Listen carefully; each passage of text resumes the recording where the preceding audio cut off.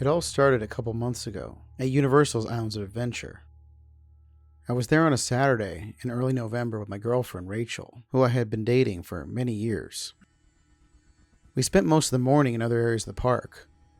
Around 1 p.m., we crossed into Marvel Superhero Island. After riding Spider-Man, we walked through the Marvel store and exited on the far side of the island. This put us in the transition area between Marvel Superhero Island and Toon Lagoon. Most people move through this area pretty quickly because there's not much there, just pathways and that empty building that's been closed for years. Rachel wanted to take some photos of the building. She's into abandoned theme park spaces and urban exploration content. So we wandered off the main path slightly, into a section where the landscaping is less maintained. There's a small alcove area there, tucked between the empty building and the service walls. We'd walked past it dozens of times before, without really noticing it. That's where we saw him. A character in costume, just standing back there. Next to him was someone in an old Universal uniform, with his hands at his sides. Nobody else was in the area. No line, no other guests, no photographer. Just the character, the guy who we assumed was the handler, and us. The character appeared to be a villain. Tall, thin figure, a purple suit with a spiral pattern, and a wide smile built into the costume. Rachel asked me if I knew who he was supposed to be. I told her I didn't. I've read Marvel comics since I was a kid. I know the deep cuts. The obscure characters from the 70s and 80s. I'd never seen this character before, although his outfit said Mr. Twist. Rachel approached them, and the handler didn't even greet us. Didn't smile, didn't say anything. After a few seconds of silence, Rachel asked if we could take a picture with the character. The handler nodded once. I handed my phone to Rachel so she could take the picture. Mr. Twist had his hands and fingers out in front of him, like someone doing the gesture of a zombie.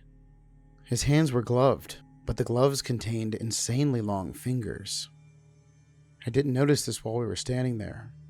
I guess my attention was more on the creepy face mask formulated into the head of his costume. We thanked them and left. The whole interaction had lasted maybe 2 minutes. As we walked back toward the main pathway, I looked back. The handler was watching us leave. The character stood perfectly still next to him, his fixed eyes and smile in our direction.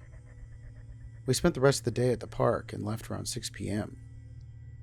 That night I searched online for Mr. Twist. Nothing came up. No Marvel Wiki entries, no fan forums discussing him, no merchandise, no comics.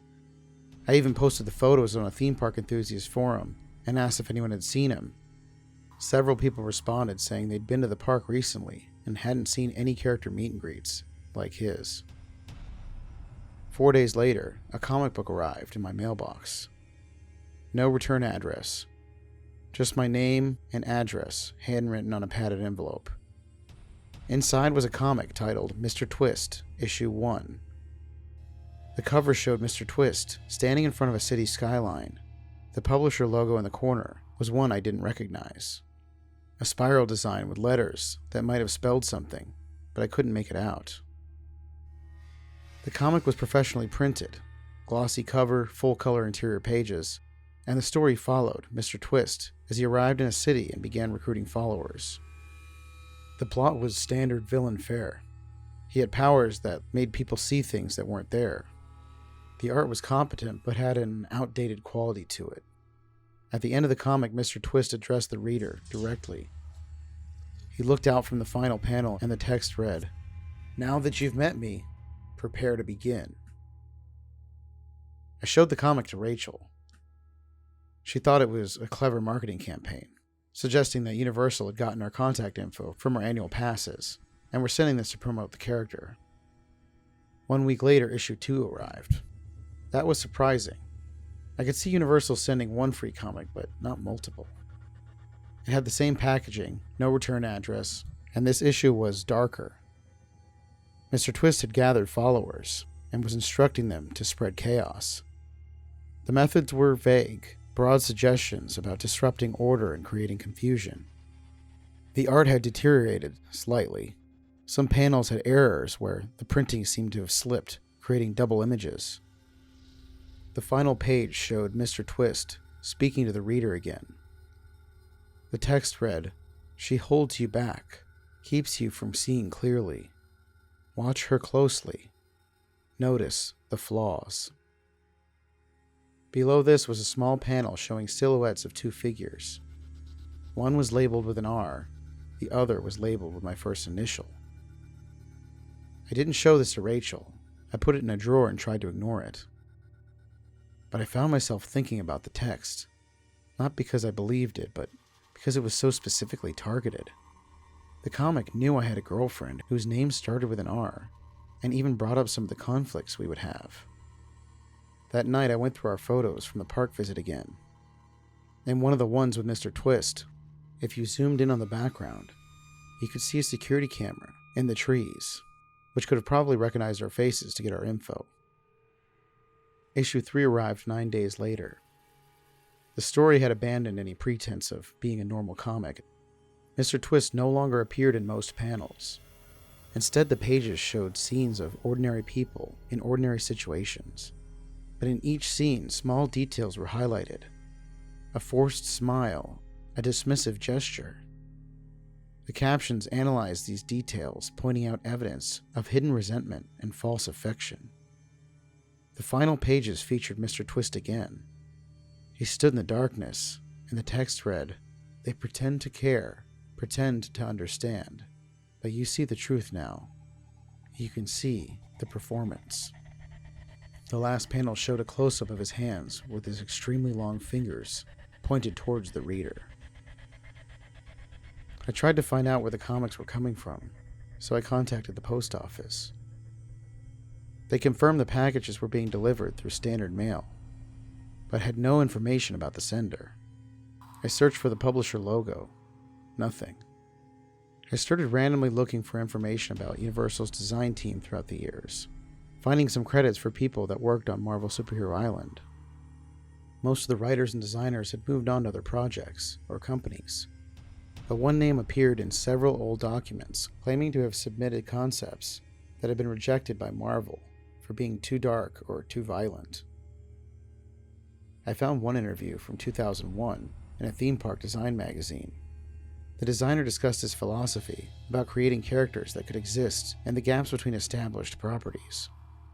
Characters that felt familiar but weren't tied to any specific franchise. He said parks needed original villains that guests could meet without the constraints of canon. He had left Universal shortly after his interview. No explanation given. This had to be related. When I went to see Rachel later that night, she could tell I was distracted. She asked if something was bothering me. I considered telling her about the comics, but the content of the last issue had made me paranoid. I started noticing things about her. The way she checked her phone during conversations. The way she sometimes seemed impatient when I talked about my interests. Small things that had never bothered me before. I knew this was the intended effect of the comic. I knew I was being manipulated. But knowing this didn't stop the thoughts. Issue 4, 12 days after issue 3. The comic was barely recognizable as a comic anymore. Most pages contained only text, dense paragraphs analyzing human relationships. The text described specific scenarios, how to identify when people are lying, how to protect yourself from those who wish you harm. The scenarios became more specific. They described situations that matched my relationship with Rachel almost exactly. Our habits, our arguments, our patterns. That's when I realized she was cheating on me. It was so clear now. The final pages showed illustrations again. Mr. Twist stood behind figures that resembled Rachel and me. His hands were on our shoulders. The dialogue read, "You have the power to end false relationships and free yourself. Physical action creates permanent clarity. Choose the moment carefully." Below this were detailed diagrams. They appeared to show rooms in my apartment. My kitchen, my living room. The angles and measurements were almost exact. That night, Rachel stayed at her own apartment. I sat in my living room with the lights on. At 2:17 a.m., I heard something in my kitchen. I went to investigate and found a comic book on the counter, the next and final issue. I hadn't heard anyone enter. My door was locked, windows were closed, but somehow the comic was just there.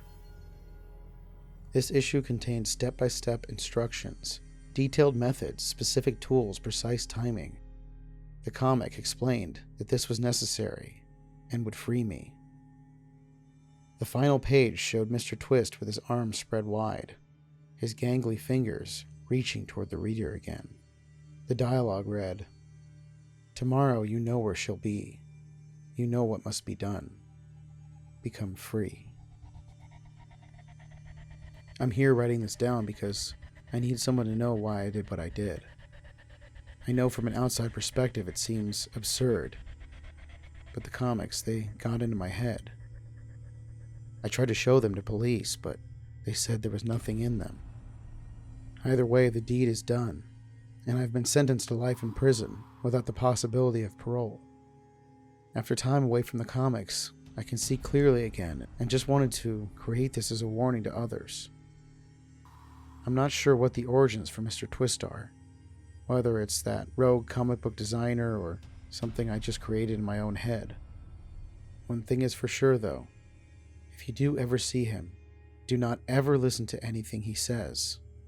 Get yourself help and put as much distance between you and your loved ones as you can, because the comics are very convincing and they know exactly how to read you.